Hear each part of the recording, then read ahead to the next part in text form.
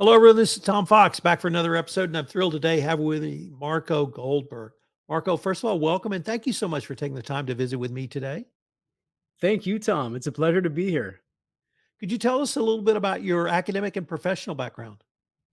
Yes, so I started out studying international industrial management in Stuttgart, Germany, where I'm from originally, and ultimately decided to also get a master's degree. So I have a master's and an MBA from the Berlin School of Business and Entrepreneurship, was a program in combination with a full-time job at EQS, a great program that was offered when I started there as the executive assistant. So yeah, went to school for international business, and that's my academic background. So, what's your current role, Marco? Yeah, so I'm the managing director of EQS Group's North American business, and with that, I oversee uh, business development, project management, implementations, customer success. So quite a broad range, and yeah, it's been an exciting ride. Who is the EQS Group and what do you guys stand for? Yes. So EQS Group, we are a leading provider of corporate compliance solutions and investor relations solutions, headquartered in Munich, Germany. For those who haven't heard of us, we have around 15 offices globally, 12 in the European Union, and North America. New York serves as our central hub here. And today we have around 600 employees, serve about 9,000 customers globally, and primarily in the speak up space, but also conflict of interest management, gifts and entertainment management, and offer a one stop shop central solution for corporate compliance. And yeah, ultimately, we're all about trust, right? We believe that there is a lack of trust in international organizations. There is proof of that. And so we've made it our mission to help create trusted companies with our solutions. And so we think trust is really what's most important, the most important corporate capital. And with the transparency, the integrity that can be established with the solutions that we're providing, we're hoping to create these and build these trusted companies. So, how does trust translate into enhanced corporate culture, in your opinion? Yeah. So I think ultimately, when you think about the fundament of an organization, you have this pyramid where at the bottom you have the interpersonal relationships. And these interpersonal relationships, they start with trust. And if you look at it from a holistic perspective, all stakeholders within an organization, employees, suppliers, customers, all these relationships are based on trust, right? And so if companies ensure that we have that they have a culture of integrity where we do what we say. Ultimately, that's what integrity is. We do what we say, we follow the laws, we follow the regulations, and that helps, and we can prove that too. We have written proof of that, and we have mechanisms to ensure that. And we have, for example, we give employees a voice to speak up, and we have an ISMS system for secure data security, and it goes on. It just shows all stakeholders that this is a company that is to be trusted.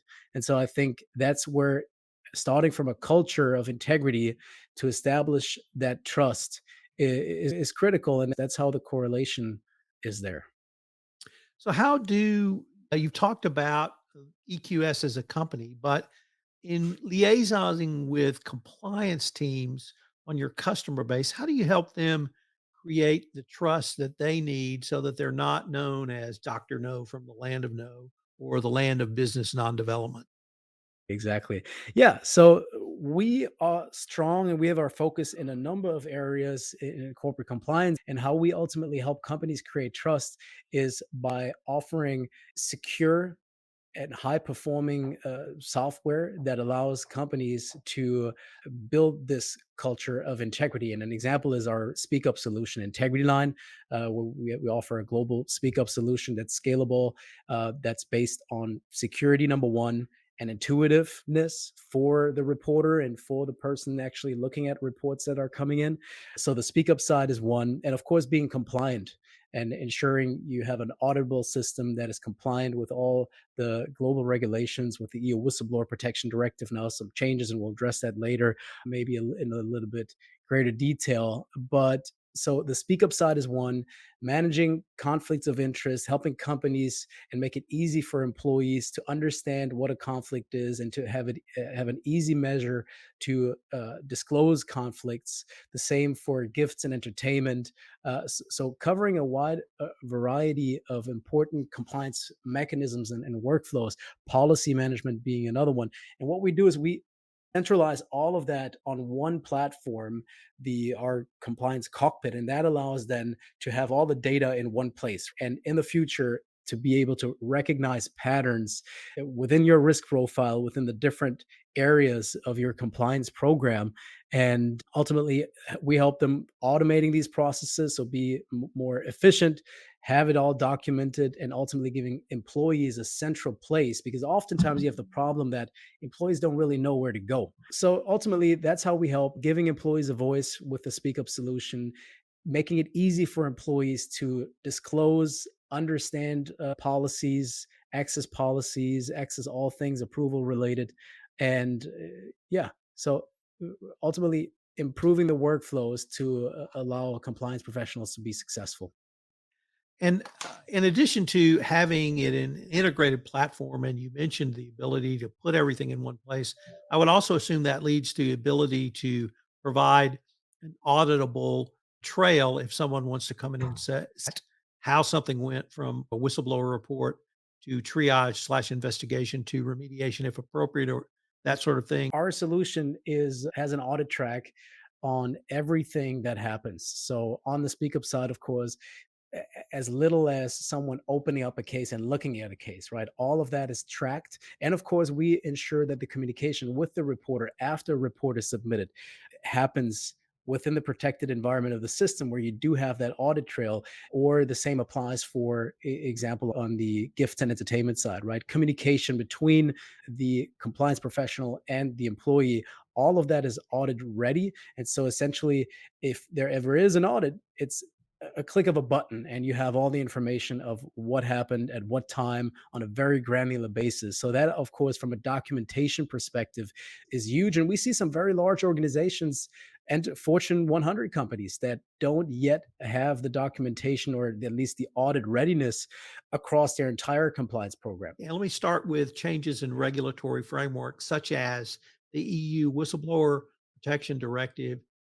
Why is that important to communicate that to compliance professionals? And how does the EQS group help them make the necessary changes to comply with that directive? Yes. So with the EU Whistleblower Protection Directive, which was initially drafted in 2019 by the European Union, right? It has the idea of essentially preventing retaliation and making it safe for people to report and have one guideline across and one standard, right? Setting a standard across the European Union. And so Europe is a little bit behind on that, but now there's been pretty extensive regulation that obviously has passed, and each of the 27 member states was able to interpret the directive, right, into the local laws. And so ultimately you have a set of very similar, but in some cases differing local requirements. And now we have some penalty deadlines approaching, for example, in Germany, where we now see companies also on the smaller end understanding the need of implementing. But from a global perspective, I think the EU Whistleblower Protection Directive is one of the most far-reaching new regulations in the field of speak up or whistleblowing.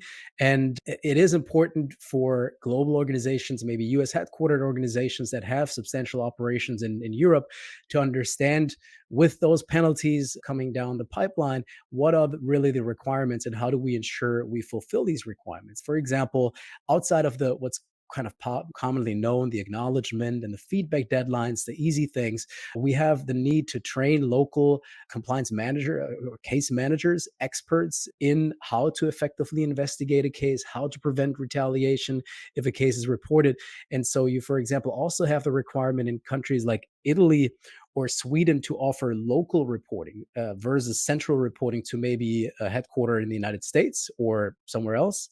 And so having a system that allows for that is important.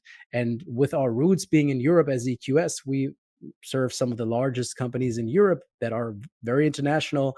And so we have experts in over 12 countries and can really provide that local expertise on what the interpretation in each of the region is. But yeah, it ultimately comes down to regulatory compliance, the penalties. We see it on the GDPR data privacy side, and that the same will apply now slowly but surely in the speak up space as it's becoming just more broadly known, and as it's being weaved into the culture. That it's fairly new in Europe, but it is now there with the directive. And how about some of the industry trends in the compliance tech space? What are you guys seeing? Yeah, obviously, AI is the big buzzword. Rightfully, outside of that, is we see with obviously heightened pressure from a organized hacking and just cybercrime perspective, just the need for security and data privacy. Number one.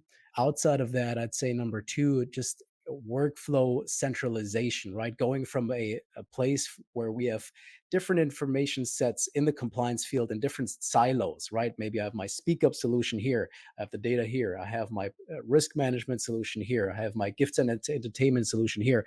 Just centralizing this onto one central database to ultimately generate some actionable insights.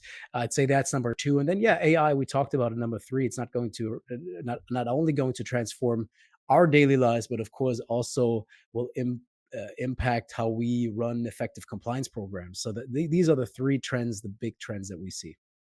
How about in the data protection and security area? I can't think of too many areas more ubiquitous, more important, and have more visibility right now.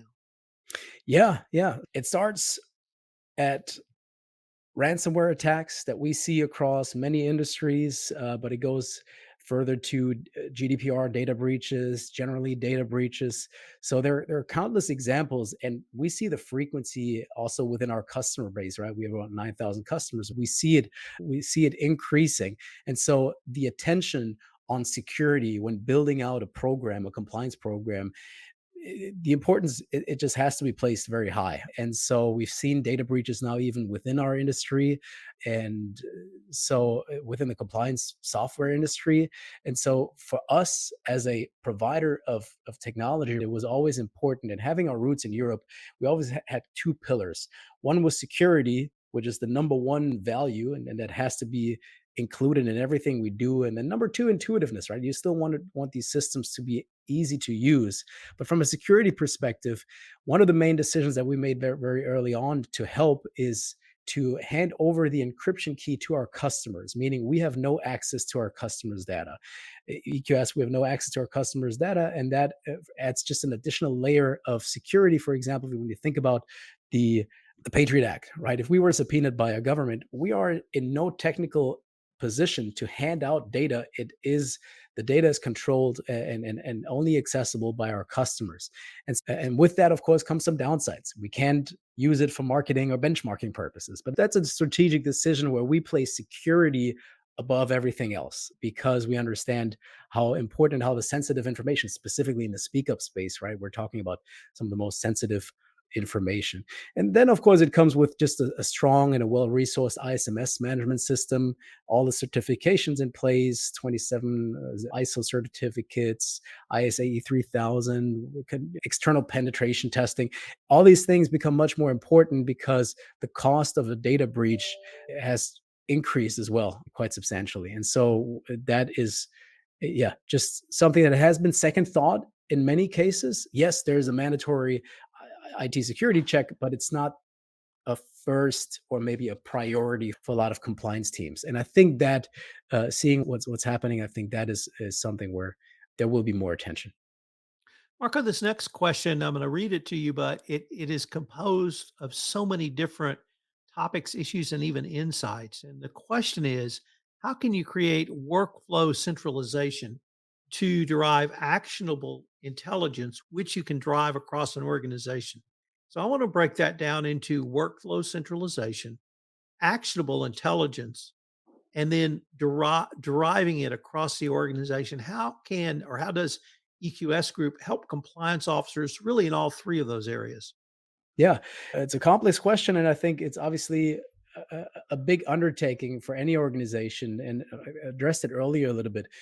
Most companies have started by looking for solving different problems, solving the problem of having a speak up solution one, maybe solving a problem of having a policy management solution, solving a problem of having a risk management solution. And that started obviously 10 years ago, 15 years ago for some organizations that are very mature at this point. But we see that there are many, for those organizations that are mature enough to have software deployed for all of these workflows, primarily they have it in different, based on different IT stacks. So the data doesn't speak to one another. And now you can build API, but that's a very cumbersome undertaking to let these systems that are not native to one another speak to one another. And so I think starting with the workflow side, our idea is to have one central platform that covers all the major compliance workflows, ones we mentioned, the speak up side, policy management, gifts and entertainment, approvals, and to have all of these workflows happening on one central platform, which then allows you to collect all this information, all the data that's being generated, also on one platform, and have the data on one organized database that then allows you to, and that's the second part of the question, right? Workflow streamlining happens by having it in on one platform.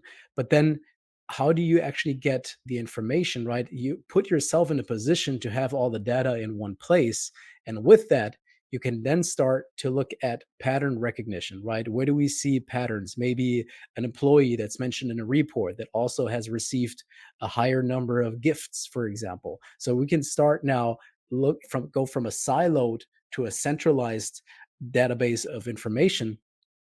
I have to cut here. Sorry, I don't know what's going on here with this light. So, and moving from the siloed organization to a more centralized one then allows for pattern recognition, right? And the next step is then deriving intelligence from it. So now having all the data in one place is one task, but how do you actually generate intelligence? And that's where there's a nice bridge now to generative AI that has now matured to a point where it can be deployed to be much faster at this pattern recognition and to provide context for something that's happening, and to help derive the intelligence by just analyzing the data much faster than we humans can do. And that's, I think, how we're going to get to the actual intelligence, deriving the actual intelligence from it. Yeah. Next up, AI tech for compliance. We could probably devote an entire podcast to this, but how are Yeah. you guys using it, or how are you being, maybe what questions are you being asked by your clients and your customers about the incorporation of AI into not only the EQS tools, but, or I should say toolkit, but how does a compliance officer take advantage of the power of AI? Yes, great question. And obviously, it's the big topic for us. When I would say at the beginning of the year is when it started with Chat GPT, it started to really become apparent that this will be a major leap in technology. And what we did is we took a thoughtful approach, right? We didn't rush to build just something to put an AI stamp on it and then scream in the market. We took some time, basically from the beginning of the year to mid-year, to look at how can AI throughout our platforms and our solutions really generate value for the compliance team. So we looked at what are easy, quick wins. And for example, if we think about the speak up space with AI, it will be very easy. And that's some of the thing, all of the things that I'm mentioning is what we're currently building. And some of them will be available as early as next month, is the prioritization and classification, right? You receive a case, here's a concern, an allegation. How important is it? What classification does it fit? That easy legwork can be done by AI, or a automated response to a reporter based tailored to the allegation or the concern that they reported. One of the things we offer, voice recording, which has voice distortion built in to protect the identity. So transcribing that in the past wasn't possible because we had the distortion built in. Now with AI, we can actually transcribe this automatically. So we also have it in text format. But something much more valuable is what we're building is called our context feature. So that's already looking at relevant elements across the different applications. So, similar allegations, similar subjects, people that are involved, employees that are involved. And it recognizes already these patterns and provides context for a case that helps you decide on what the next steps are in the investigation. So, these are some things that we're building on the speak up side. Policy management is another one. We are building, and right now it's called Policy Buddy, may have a different name at some point, but it's ultimately an AI powered search chatbot, right? So for easy questions, can I accept this gift? Can I travel related questions? All of these frequently asked questions can easily be answered by AI technology, and also pointing out the section in the policies, because you always talk about there's still, it's not perfect, there's still hallucination happening within AI.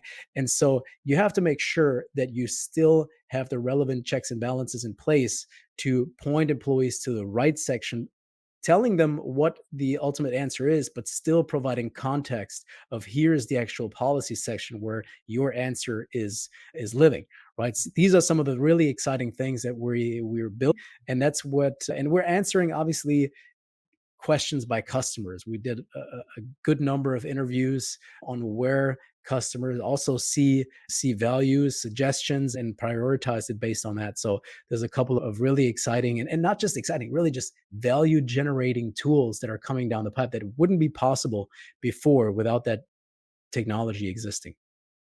So let me give you a two-part question because they're both heads and tails really of the same issue. And that is, how can the use of AI technology make compliance, the lives of compliance professionals easier? That's the heads. And the tails is, should compliance professionals actually be afraid of AI? Right. So I want to address the second part of the question first, because it's a big question, right? I think anyone who claims to have the perfect answer is probably maybe a bit too secure in what they're doing. But from my personal point of view, AI has already been here, right? If we get a suggestion on a text message, for example, on what the next word should be, it's already using AI, and it's very clear it's definitely here to stay. So the fear of something, I don't think is necessarily helpful, because it may, especially when that thing is imminent, and that is AI will be deployed across all aspects of our life, of our technology lives. And I think you're missing out on the potential if you are afraid of something. So yes, on the risk side, I think it's important to understand what the risks are, and still factor those in as we're building solutions in the compliance space. The risk of maybe a generative AI, large language model based feature hallucinating, right? How do we ensure that still in those cases we get the right answer? And, but I think, yeah, I think the upsides within the field of compliance, and it's obviously a limit, narrowing it down quite a bit. Within the field of compliance, I think the upsides to make compliance professionals much more efficient and being able to focus maybe more on the bigger issues than the day-to-day little manual work, cumbersome work of answering the same questions over and over again. I think there is more potential than risk within the field of compliance. Now, that said, there are obviously risks, maybe that are greater, that will be up to the companies and regulators to address. But I think AI is here to, from a compliance perspective, help us become more efficient and be better at pattern recognition, and smarter ultimately with that. Now, how can we streamline workflows and use AI to our advantage in the compliance space?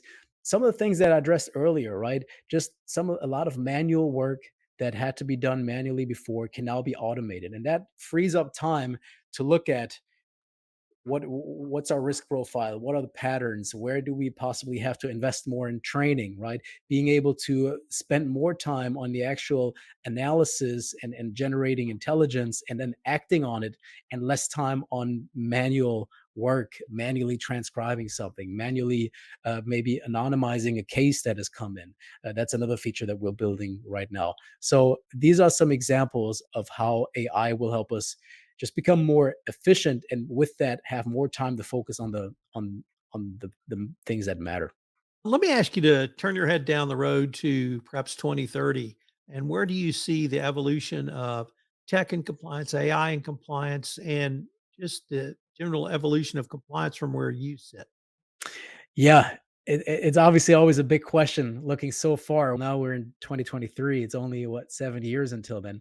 But looking at ethics and compliance and the way that the regulatory framework is moving, I think personally, compliance will only gain in significance within the organizations. The need of justifying why budgets are needed will become less and less as we see examples of situations where we talked about data breaches, we talked about ransomware attacks, and just ultimately P side. But obviously, those situations will help on the C suite level understand why it's important to have a well-resourced ethics and compliance program. So I think budgets are going to increase the maturity of compliance programs, even within smaller organizations, maybe 500 plus employees will increase. And then, of course, it's tough to know where AI will take us and where all the technology, that there will be more efficiencies. It'll be much easier to understand patterns within the data. And I think we'll be able to go from a somewhat reactive, sorry, this hopefully is the last time, somewhat reactive. Yeah, I think we'll go from a somewhat reactive nature of compliance programs across the board to a more proactive, because we'll be able to streamline a lot of the manual work that's happening and to actually become, proactive, understanding where we have to apply our resources to ensure we have a culture of integrity within the organization. We have the necessary policies in place, procedures in place, and we have the necessary training in place. So I think compliance will be a lot more proactive than reactive by 2020, 2030. So, Marco, unfortunately, we are near the end of our time for this episode. But before we leave, I wanted to ask you if our listeners wanted any more information on yourself, on the EQS group, what would be the best place or places for them to go? Yes. So we have a number of places. Obviously, our website is always designed to explain what we're doing, how we help. We have a great blog on our website. So that's www.eqs.com. We have a great ethics and compliance blog on the latest topics. We also do host Europe's largest compliance conference, the ECEC. So that has around 7,000 attendees every year. It is focused on Europe, but we do have attendees from all across the globe. That is ecec-community.com. And our LinkedIn account obviously always provides the latest updates. So these three places, right? Our website, the ECEC, and our LinkedIn is where I would point anyone who's interested in learning more. Marco, I wanted to thank you again for taking the time to visit with me today, and I hope we can continue this conversation. So do I. It was a pleasure to be with you, Tom. I really appreciate it.